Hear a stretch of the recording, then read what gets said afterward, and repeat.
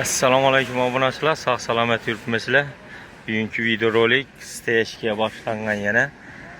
Steshkining hozir narx-navolari bilan tanishtirib o'tib ketamiz. Shunga deyin like'larni bosib, yurakchalar qizartirib turasizlar. Teyine kilenki tashab, yana dosh tashab kuyladi, mikserda kuyladi. Bilasizlar, mikserda 100% zo'r bo'ladi. Ses bo'lgani alashtirma etmesi lazım. Bir yana o'tib danıştıramız.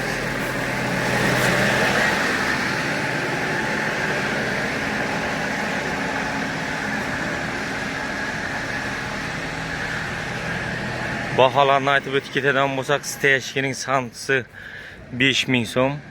TN'ne setkiler taşap, kilenki taşap, doş taşap kuyuladı. Üstüne vertolyot yürütüledi. Helikopter.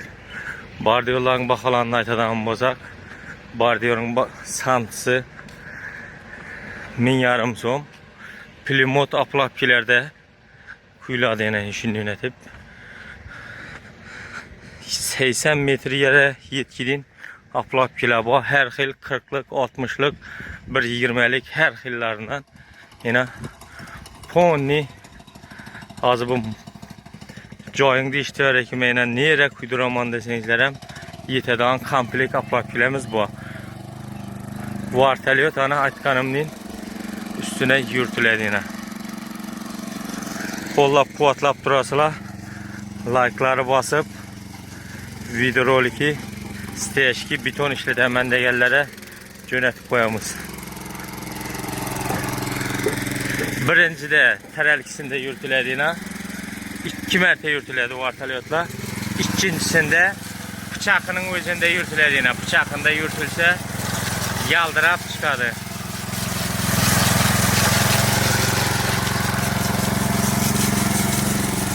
Terelkisi bilesile doğaçlarını batırıp verdi. Bıçakı yaldıratadı.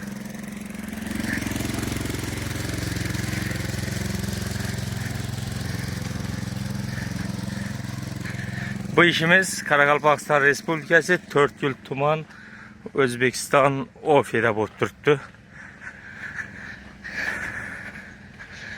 Ertengeli yine birlerim pulni hem biri joyingda ishtiraki bilan aylanadan bo'ladi bu.